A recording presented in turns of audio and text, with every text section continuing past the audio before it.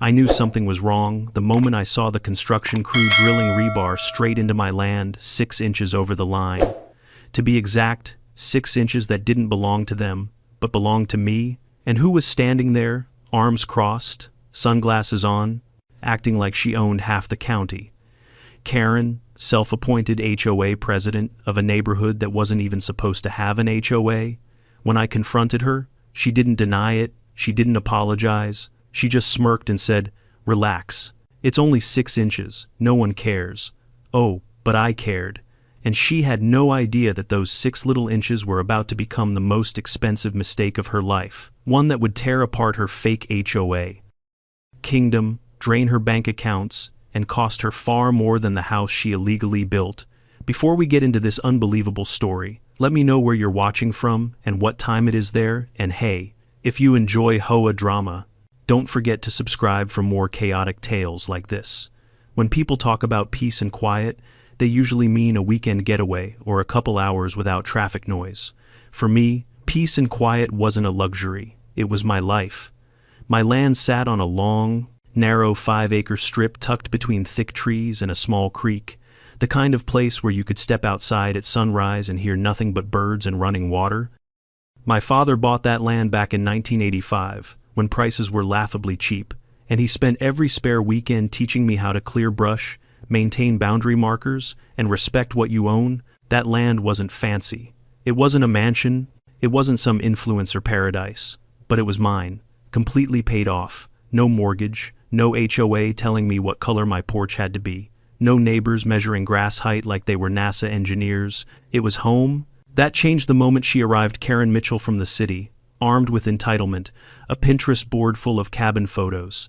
Vamot khat khao ki la mun lapra HOA, amot huva konghe ka HOA. She bought the 5-acre parcel right next to mine and immediately started talking about community standards, structure guidelines, and neighborhood covenants. Out here, the only covenant we had was mind your own business and don't bother the person holding the chainsaw. But Karen was different. She wasn't just excited about her rural lifestyle, she was performing it. She live-streamed unpacking boxes. She posted videos titled "City Girl Goes Country." She uploaded drone shots of her land with inspirational quotes about peace, freedom, fresh air, and then spent every weekend screaming at contractors for not installing her decorative shutters, Pinterest level, perfect. She wore expensive yoga outfits and pointed at things like she was inspecting troops, and every time she passed by my driveway, she made sure to slow down and glare, as if my existence was ruining her aesthetic. The truth is, I didn't have anything against her at first. New neighbors come and go. Maybe she'd calm down after settling in. Maybe she'd realize HOA talk wouldn't fly out here. Maybe she'd just plant her lavender and leave me alone. But Karen had that energy, what I call HOA energy. The kind of person who believes rules exist for others but not for her.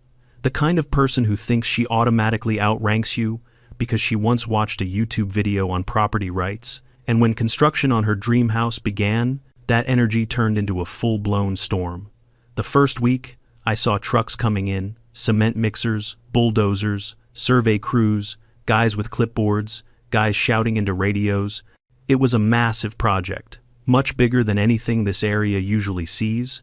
They cleared a huge section of her land, dug deep into the soil, and laid rebar like they were building a fortress.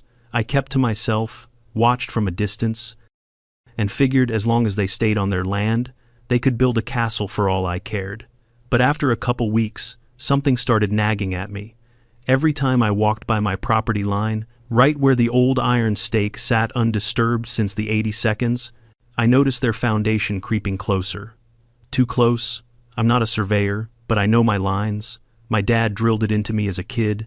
That stake hadn't moved an inch in decades, yet their wall was moving toward it day by day.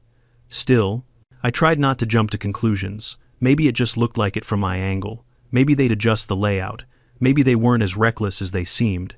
One morning, curiosity got the better of me. I walked over to check the stake again. Same spot, same depth, same angle. The contractors were pouring concrete, smoothing it out, and that's when my stomach dropped. Their foundation wasn't just close, it was over.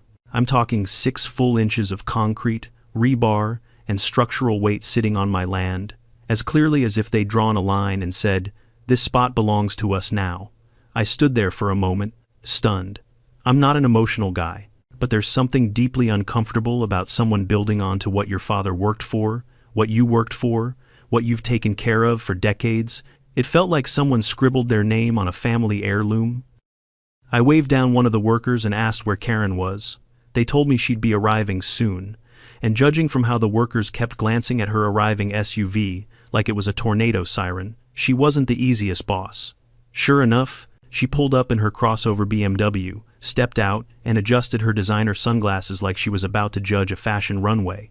When she saw me, her eyebrows raised, surprised, annoyed, maybe even offended that I dared step foot near her construction site. I explained politely, very politely, that the foundation was over my boundary line and asked if she could come take a look. She didn't even walk over. Instead, she pulled out her phone, opened a cheap GPS property app, and held it up like it was undeniable evidence. "This app says the line is there," she said, pointing vaguely at the ground. "So, everything's fine?" I had to bite my tongue not to laugh. "Karen," I said, "those apps are off by 10 to 15 feet. They're not survey grade," she smirked. "Well, your little iron stake thing looks old. Maybe it moved." "It's set in concrete," I replied. "It hasn't moved in 40 years. She rolled her eyes like I was wasting her valuable influencer time. "Sir, it's just 6 inches. It's barely measurable. It's not a big deal." It was a big deal, but what mattered more was her attitude, dismissive, arrogant, condescending. She didn't care about boundaries, laws, or property rights. She cared about convenience, and, in her mind, 6 inches wasn't enough to slow down her dream house project. I tried one more time to reason with her. I told her we needed to halt construction until a certified surveyor could recheck the lines. She waved her hand dismissively and said something that still irritates me today.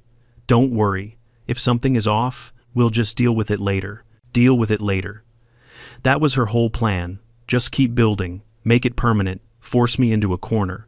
At that moment, something inside me shifted. I wasn't just annoyed anymore. I wasn't frustrated. I was determined.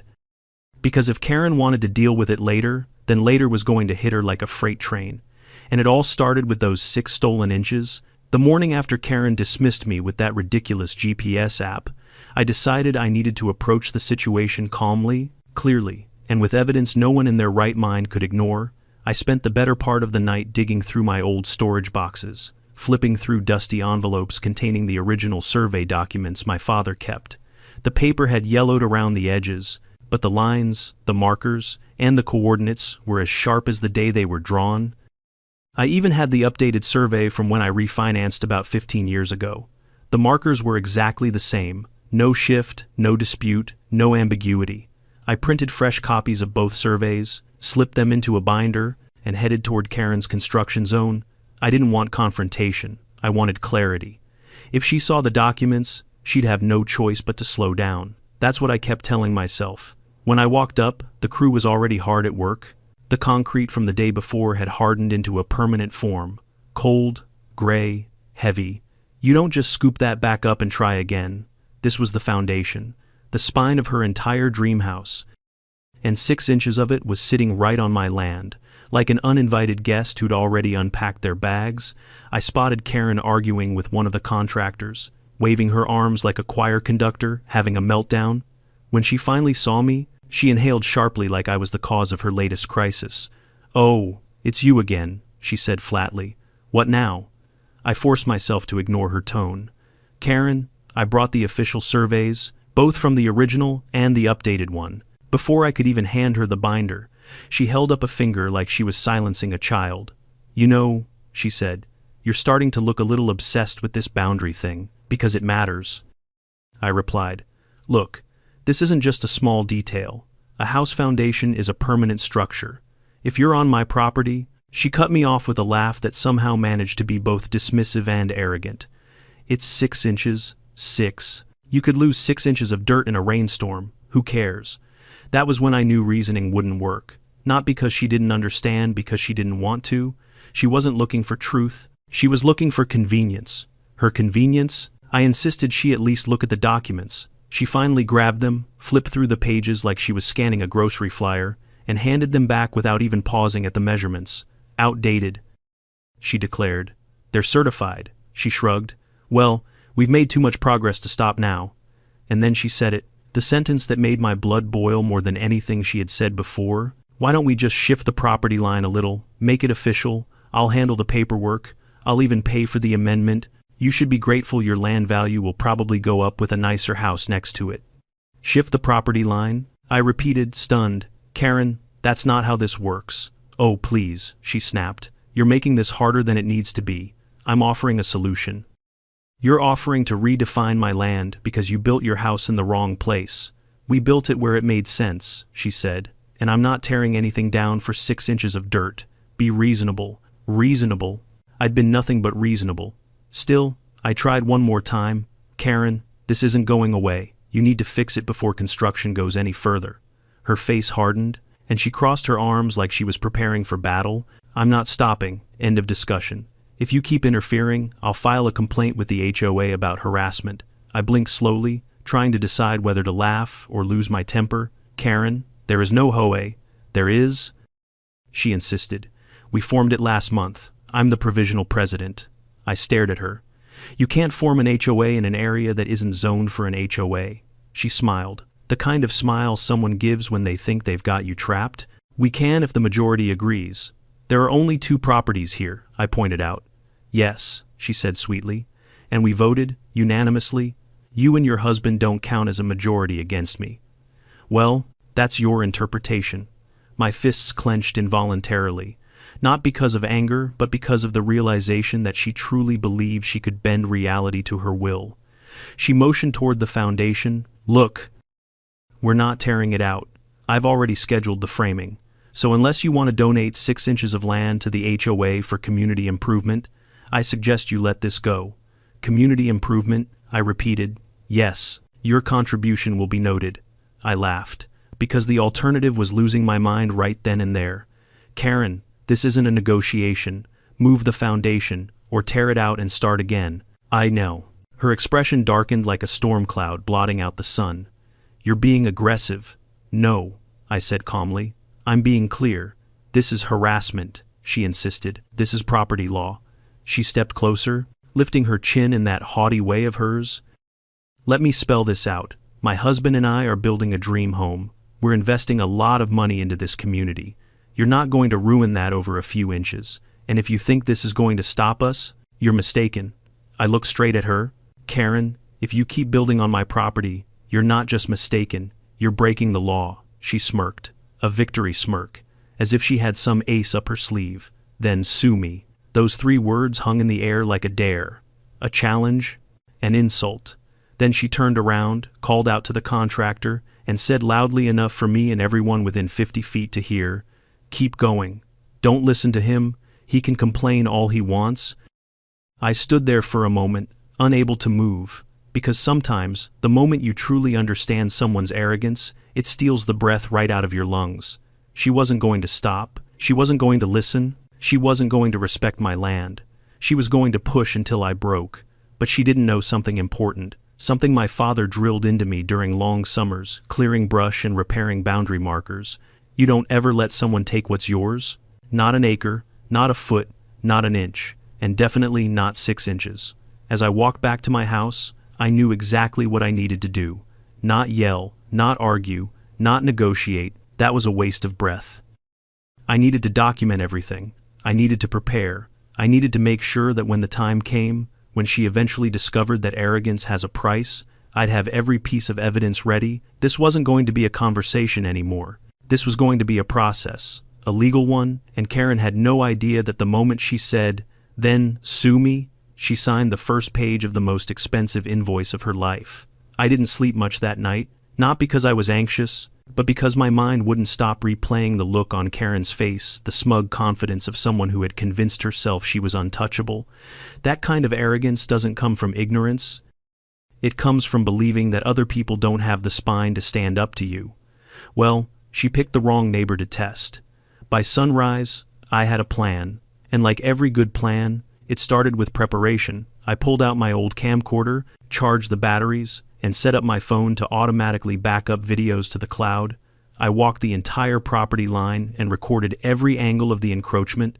I filmed the stake, the foundation, the measurements, everything. If Karen wanted to turn this into a battle, she'd be fighting someone who came armed with evidence, not entitlement. Around mid-morning, when the construction noise finally kicked in, I headed back to her lot, binder of documents in one hand, camera in the other. I wasn't going to argue. I wasn't going to raise my voice. My goal was simple: give her one last chance to do the right thing before things escalated. When she saw me approaching, she didn't even pretend to be polite. "Oh my God," she groaned. "What is it now?" I held up the binder. "This is the last time I'm asking politely. Stop construction. Your foundation is on my property, and you're about to make this much worse for yourself." She didn't even glance at the binder. Instead, she snapped her fingers dramatically and motioned toward two men in polo shirts holding clipboards, people I hadn't seen before. "These," she said proudly, "are the HOA Architectural Committee." I looked at them, they looked back at me, and I could tell from their expressions they had no idea what they'd just been recruited into. "Karen," I said slowly, "there is no architectural committee, there is no HOA, you made this up." One of the men cleared his throat awkwardly. "Actually, ma'am, we just moved in last week. She told us serving on the committee was required." I nearly laughed. It would have been hilarious if it wasn't so infuriating. Karen stepped between us. "This is official HOA business. You can't interfere." I walked past her and pointed directly at the concrete. "You're trespassing on my land, HOA or not. That doesn't change the law." She folded her arms. "Well, the HOA has decided that this is acceptable." I stared at her, stunned. "You don't get to decide that. We can," she said confidently, "because we voted. You and your husband, and the committee," she added, jerking her head toward the two bewildered newcomers. The taller one raised a hand timidly. We didn't vote. She just..." Karen shot him a glare so sharp it could have cut metal. He immediately lowered his hand. I took a slow breath. "Karen, I am giving you one final warning. Move the foundation while you still can." She smirked again, the same expression she wore the first day. I confronted her. "No." That was it. No hesitation, no confusion, no misunderstanding, just a hard, deliberate no. Then, right in front of me, she spun around to her workers and yelled, "Speed it up, we're behind schedule because of him." A couple of the workers exchanged nervous glances, but they followed orders. The sound of drills, hammers, and machinery drowned out the last shred of patience I had left. If it was war she wanted, it was war she'd get. I walked back to my land, pulled out my phone, and called a lawyer. Not just any lawyer, a property attorney whose reputation was so sharp he could cut steel with his paperwork. When I explained the situation, he didn't hesitate. "This is a textbook encroachment case," he said, "and if she's continuing after being warned, that's willful negligence. Document everything. I'll handle the rest." So I did. For the next several days, I filmed every inch of progress on her illegal foundation. I took time-stamped photos. I kept a detailed log of conversations. I even recorded a video of me reading the survey out loud next to the boundary marker to remove any doubt about the location. The more evidence I collected, the more reckless Karen became. One afternoon, she marched right up to the property line, and I mean right up to it, and drove a stake into the ground on my side. She hammered it in with wild, exaggerated swings, and then stepped back, admiring her work. "There," she said triumphantly, "new boundary marker." I filmed the whole thing. "Karen," I said, "you can't just put a stick in the ground and call it the new line." She shrugged. The HOA approved it. Every time she said the HOA, I felt a new pulse of irritation. The HOA didn't exist. None of her rules existed. She was creating an imaginary government and expecting everyone to obey it. The next day, she escalated even further. She put up a giant wooden sign right on the edge of my land that read, "HOA Expansion Zone, Authorized Construction Area." I stood there staring at it, jaw hanging open. It was so absurd it felt like a prank. But Karen wasn't joking. Her face shone with pride as she admired her handiwork. "It gives the construction a more official appearance," she explained. "People respond better to authority. They respond better to legality," I countered. She waved a hand. "Same thing." It was at that moment I realized the problem might go deeper than entitlement. Karen had convinced herself she was the law, And anyone who opposed her wasn't just wrong, they were an inconvenience that needed to be dealt with. That's when I delivered the final verbal warning.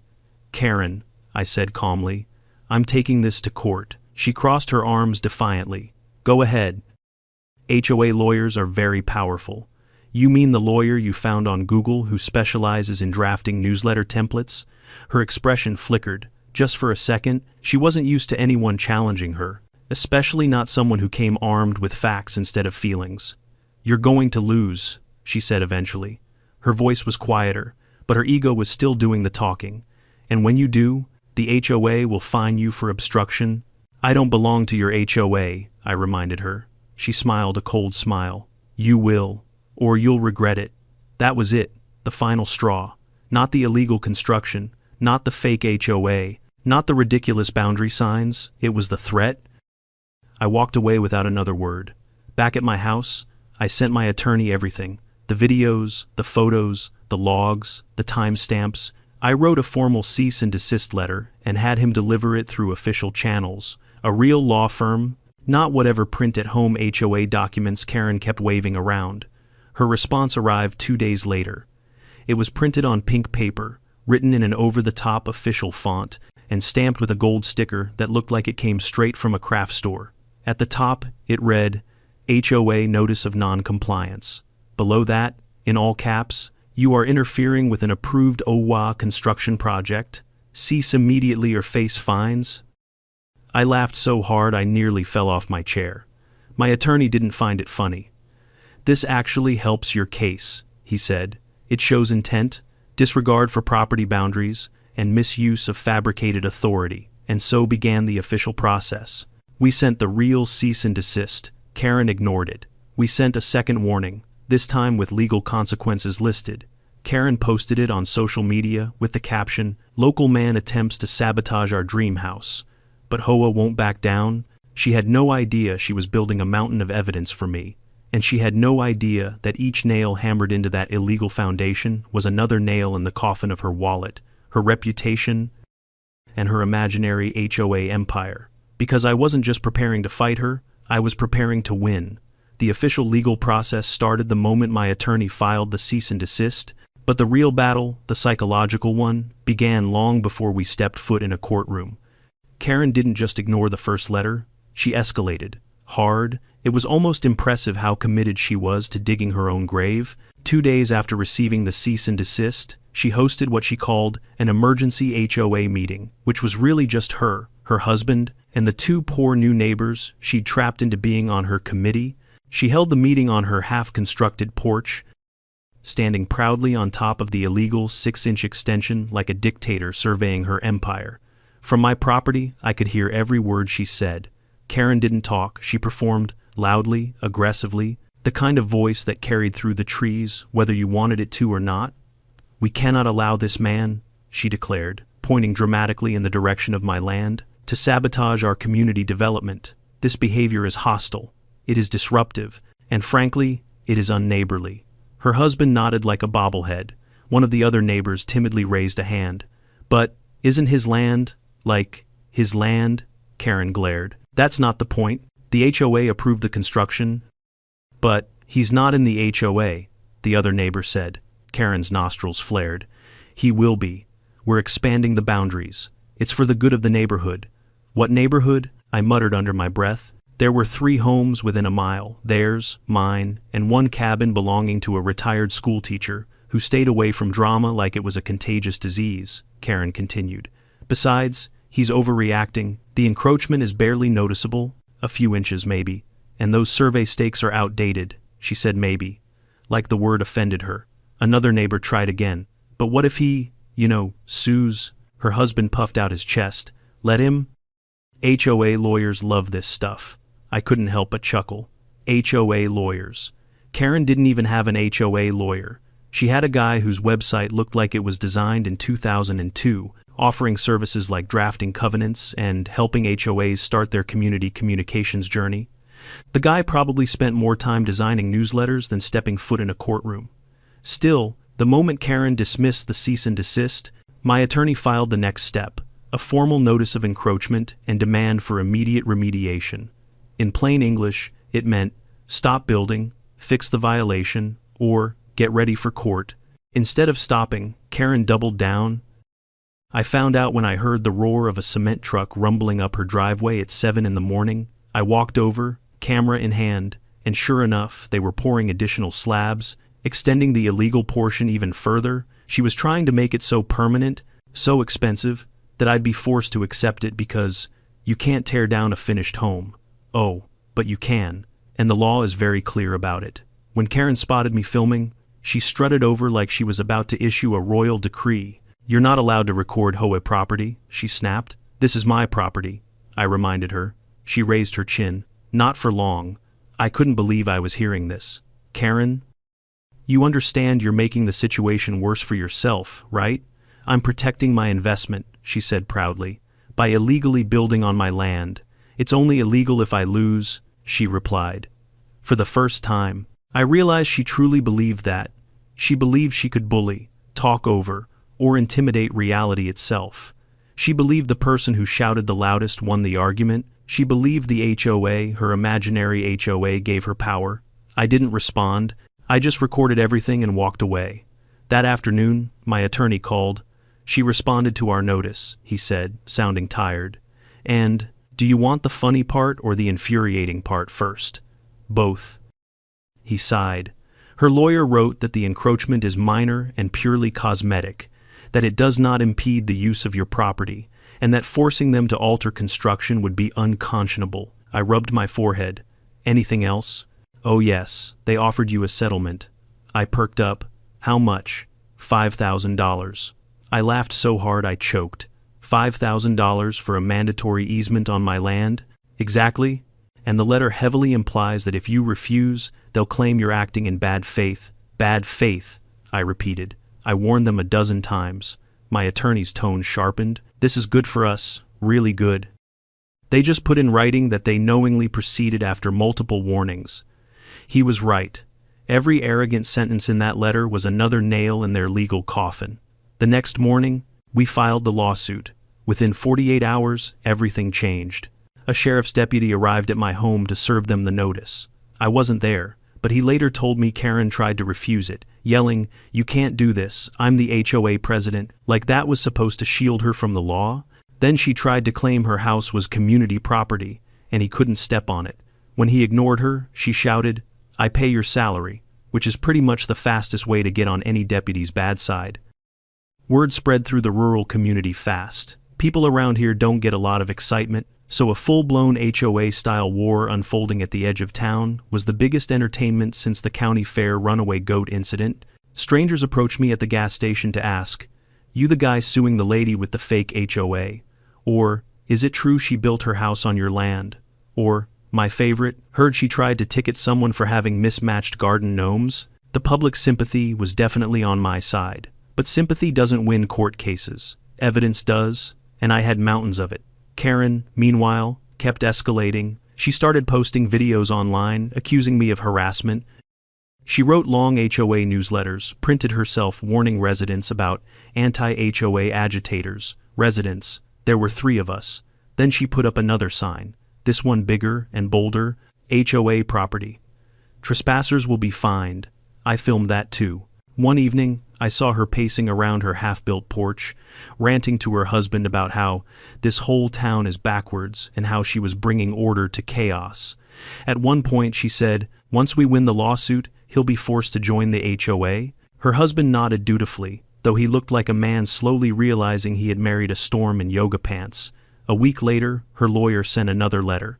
This time, it said that I should consider the community impact of your actions and work cooperatively with HOA leadership to resolve the dispute peacefully. He even suggested I attend an HOA meeting to express my concerns in an organized and respectful environment. I forwarded it to my attorney. His reply, "We're going to bury them." And we did. We gathered everything: videos, photos, audio, timestamps, construction permits, county records. We compiled emails and texts. We documented the fake HOA demands. We prepared an airtight argument with legal precedents thicker than Karen's binder of imaginary rules. Meanwhile, Karen continued acting like nothing could touch her. She upgraded the sign at the property line, painting it pink and adding glittered letters, HOA territory, authorized personnel, only. She posted Instagram stories bragging about standing strong against unlawful bullies. She invited friends from the city to tour the future model home of this community. She even tried to find me fines for excessive tree clutter visible from HOA spaces. My attorney nearly cried from how valuable that document was. Then, exactly 8 months from the day she poured the illegal foundation, the court date arrived. Karen strutted into the courtroom wearing a bright power blazer and carrying a color-coded binder labeled HOA case file. She walked like she thought she owned the place, like the judge was going to pat her on the back for showing initiative. She had no idea what was coming. There's a funny thing about courtrooms. No matter how confident you are outside those doors, no matter how many people you've bullied, bragged to, or manipulated, the moment you walk in, all that noise evaporates. It becomes just you, the judge, and the truth. And truth doesn't care how many HOA newsletters you've printed. I arrived early, dressed in a clean button-down and jeans, nothing fancy, just respectful. My attorney sat beside me, flipping through a stack of folders thicker than a college textbook. When Karen walked in, every head in the courtroom turned. She wore a bright pink blazer that practically glowed under the fluorescent lights. Paired with sunglasses perched on her head like she was making a celebrity cameo, she carried her massive HOA binder hugged to her chest like it was a holy artifact. Her husband trailed behind her like a defeated golden retriever. The first thing she did was walk straight up to the bailiff and complain about the temperature in the room, loudly. "It's freezing in here. This is not an appropriate environment for legal proceedings." The bailiff just stared at her until she walked away. Then she spotted me. And oh, the look she gave me, pure, undiluted contempt. She marched toward my table, heels clacking, and leaned in like she was about to deliver some world-shattering confession. "You're going to lose," she whispered. "HOA lawyers are built for this." Her lawyer had just walked in behind her, carrying nothing but a slim laptop bag. The contrast between my attorney, who looked like he was ready to bring down a Fortune 500 company, and Karen's lawyer, who looked like he specialized in drafting welcome packets for gated communities, was comical. My attorney leaned over to me and whispered, "If this guy tries to quote HOA bylaws in a property line case, I'm buying you dinner." The judge finally entered. A sharp-eyed woman with an expression that said she had absolutely no time for nonsense. Everyone rose. Karen stood with perfect posture, like she expected applause. "Be seated," the judge said. Karen sat down with the air of a queen, reclaiming her throne. My attorney began by presenting the exhibits, survey documents, photographs, timestamps, video recordings of me warning Karen, audio clips of Karen saying, "Just shift the property line, sue me, and it's only illegal if I lose." The judge's eyebrows rose several times during the presentation. Karen's lawyer shifted uncomfortably in his seat. Then came the moment I knew would hit hard. The video of Karen hammering her own fake boundary marker into my land while declaring the old stake invalid. The courtroom actually chuckled. Even the judge couldn't hide the slightest twitch of amusement. My attorney finished with a clear timeline. Warnings issued, surveys provided, cease and desist ignored, further construction knowingly completed on my property. He ended by saying, "This was not a mistake, not an oversight, not an accident. This was a deliberate and ongoing encroachment." Then it was Karen's turn. Her lawyer stood up first, clearing his throat nervously. "Your Honor, we believe this entire case is an overreaction. The encroachment is extremely minimal, 6 inches. My clients made every reasonable effort to collaborate with the neighbor, who refused all attempts at compromise." "Compromise," the judge repeated. "Yes," he said quickly. "My clients offered financial compensation, easement terms, adjustments to improve community relations." The judge held up a hand. "I've seen the easement offer. It was $5,000. Karen's lawyer hesitated. "Yes, Your Honor, a generous." "Generous?" The judge's tone could have frozen boiling water. Karen suddenly stood up, unable to let someone else do the talking. "Your Honor, if I may, the HOA approved the construction. We followed all community regulations, and, quite frankly, he's being dramatic. 6 inches is nothing. My contractors confirmed the GPS app was accurate." The judge cut her off. "Sit down." Karen opened her mouth to argue. "Sit down." She sat. The judge turned to her lawyer. "Continue, please. Without your client assisting?" Karen crossed her arms like a scolded teenager. Her lawyer stammered through the rest of his arguments, most of which revolved around phrases like negotiation attempts and reasonable allowances. He even tried to introduce HOA bylaws into evidence, but the judge shut that down immediately. "This is not an HOA case," she said firmly. "This is a property rights case." Karen slumped back, stunned. Then the judge opened the floor for questions. She looked at Karen. "Mrs. Mitchell, did the neighbor tell you the foundation was over the property line?" Karen lifted her chin. "He expressed concerns, yes. And did you investigate those concerns?" "I consulted a GPS app." The judge's expression darkened. "A phone application." "Yes, Your Honor, it is very reliable." "Silence." "Mrs. Mitchell," the judge said, her voice dangerously calm. "Did you review the certified surveys he provided?" "They were outdated." "How did you determine that?" "Because they looked old." My attorney closed his eyes slowly, savoring the gift. The judge leaned forward. "Mrs. Mitchell, did you continue construction after being told you were encroaching on his property?" Karen smiled. "We had already invested too much to stop. So your answer is yes. It's not that simple. Yes or no?" Karen hesitated. "Yes." "And did you or did you not install new boundary markers on property that was not yours?" Karen's smile wavered. "They were for the HOA." The judge slammed her pen on the desk. "This case has nothing to do with the HOA. It has to do with your deliberate disregard for legal boundary lines." Karen's husband sank lower and lower in his seat until he looked like a melting candle. The judge continued. "Mrs. Mitchell, did you tell the plaintiff?" "It's only illegal if I lose." Karen tried to laugh it off. "I was joking." "No," the judge said. "You were not." The courtroom fell silent. Then came the ruling. "I find that the encroachment was not accidental. The defendants were informed multiple times, provided with surveys, and given warnings to halt construction. They chose to ignore all warnings. This is willful negligence." Karen gasped like someone had punched her. "The land in question is essential to the structural footprint of the home. Therefore, it must be valued at the highest possible rate for compensation." My attorney smiled. The judge continued. "The defendants will pay the appraised value of the encroached land, $75,000. Karen looked relieved for a moment. Plus the plaintiff's legal fees, $18,000. Relief began to fade, plus the cost of a new certified survey, fade faster, plus the cost of easement documentation and recording fees. Karen's relief shattered completely. Total financial penalty, the judge concluded, just over $100,000. Karen shot to her feet. "This is outrageous. You can't do this. I'm the HOA president." The judge didn't even look at her. "Court is adjourned."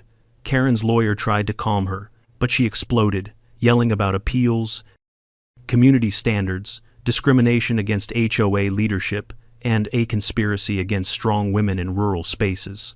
Meanwhile, her husband stared at the floor like he was silently questioning every decision that led him to this moment. As for me, I shook my attorney's hand, thanked him, and walked out of the courtroom feeling lighter than I had in months. Justice had been served, even if it came with a side of theatrical meltdown. But Karen had only begun to pay. Because court fees were one thing. What came after? That was going to cost her far, far more. In the days following the court ruling, I expected things to finally calm down. After all, Karen had just been slapped with over $100,000 in penalties, more than enough to make a normal person step back, breathe, and reevaluate their life choices. But Karen wasn't a normal person. She wasn't built for humility or reflection. She was built for escalation, and when she lost in court, it didn't humble her. It cracked something open inside her. At first, it was quiet, suspiciously quiet. No HOA letters taped to my gate, no glitter-covered signs about community standards, no passive-aggressive comments when I walked to my mailbox. Even her construction crew vanished for a few days, leaving the house sitting awkwardly between half-finished landscaping and a driveway covered in construction dust. Part of me hoped she'd finally accepted reality, that the law had spoken, the evidence was undeniable, and the smartest thing she could do now was take the loss gracefully. But Karen wasn't wired for smart. She was wired for spectacular self-destruction. The silence was just the calm before the storm. One morning, as I was fixing a fence post near the creek, I heard the unmistakable sound of her BMW roaring down her gravel driveway. The engine revved in that angry, sputtering way that only happens when someone is using horsepower to vent their emotions. The car skidded to a stop in front of her house, and Karen stepped out wearing oversized sunglasses and a stiff blazer. Even though it was nearly 90 degrees out, she stormed into her freshly built home, slamming the door behind her hard enough that the window panes rattled. Her husband followed a few paces behind, shoulders slumped, carrying what looked like a stack of unopened bills. A few hours later, the shouting started. It wasn't the normal irritated tone she used with contractors or neighbors. This was different, raw panic, anger, and fear blending together. The words carried through the trees. "We can't afford this. You said the HOA would handle it. We can't sell it, it's on an easement." I paused mid-hammer, letting the weight of it sink in. For the first time since she arrived, Karen was confronting the consequences she'd spent months ignoring. She'd built her mansion of entitlement right into the side of a cliff. She just didn't notice it until she'd leapt off. That evening, her husband approached me quietly at the edge of our property line. I expected hostility, maybe demands. Instead, he stood there, wringing his hands, eyes heavy with exhaustion. "I'm sorry," he said softly. I stared at him. For what? For everything. She listens to no one. Not me, not the judge, not even her own lawyer. He sighed. She already fired him. By the way, I wasn't surprised. He looked around at the newly built house, modern, huge, and gleaming under the setting sun. It should have been their dream come true. Instead, it was a monument to Karen's pride. "We thought moving here would be a fresh start," he said. "A new life. But she needs to be in charge of something. Anything.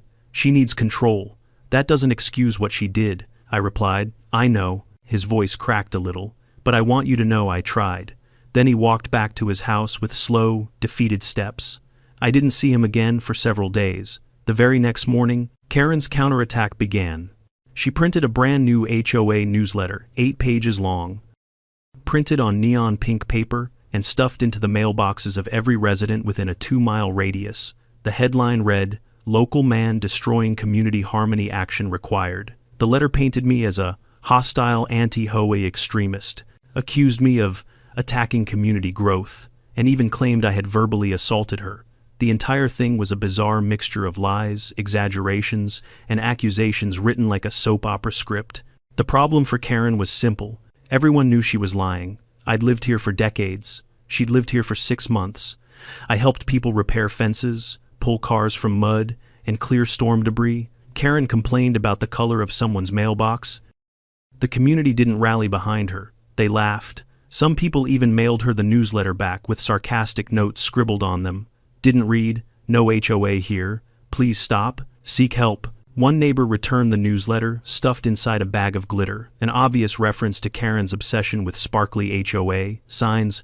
I heard Karen shrieking about that for 15 straight minutes. But the real blow came when she tried to put her house on the market, and the market rejected her, hard. You see, potential buyers do something Karen never did. They read documents, they checked county maps, they looked up encroachment history, and the moment they discovered the house sat partially on a permanent easement, requiring annual fees, if not purchased outright, they ran for the hills. No one wanted a legal mess, no one wanted a property tied to an HOA war, and absolutely no one wanted to buy a house built by a woman who thought she could outsmart property law using glitter and determination. Weeks passed. Karen's social media presence went from daily country lifestyle posts to long rants about corrupt judges and ungrateful neighbors, then to silence. The sparkle outfits disappeared, the HOA newsletter stopped, even her BMW looked like it had given up on life, sitting dusty in the driveway. Then, one evening, a U-Haul truck arrived. Karen and her husband loaded up boxes late into the night. There was no ceremony, no farewell, no dramatic speech about the HOA future, just 2 broken people packing their failed dream into cardboard.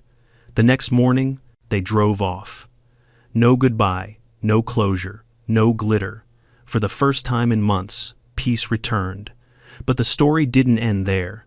A few weeks later, the new owner of Karen's former home, a young couple from out of state, knocked on my door. They were polite, nervous, and clearly embarrassed about something. "We found some documents in the house," the woman said. "About the HOA." I almost choked. There is no HOA, that's what we thought. The man replied, handing me a folder. But there's also paperwork about the easement.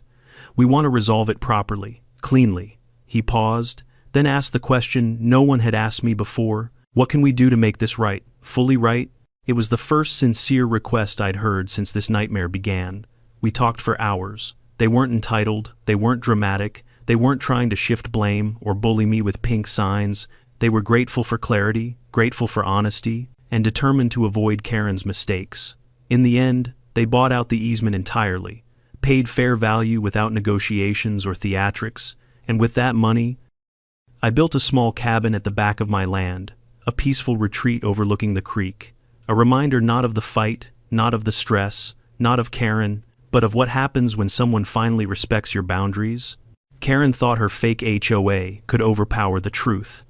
But the truth, it doesn't need glitter, it just needs time.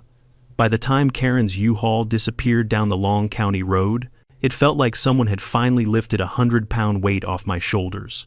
For the first time in nearly a year, the air felt clean again, quiet again, normal again. No more surprise HOA fines taped to my truck. No more neon signs about community standards.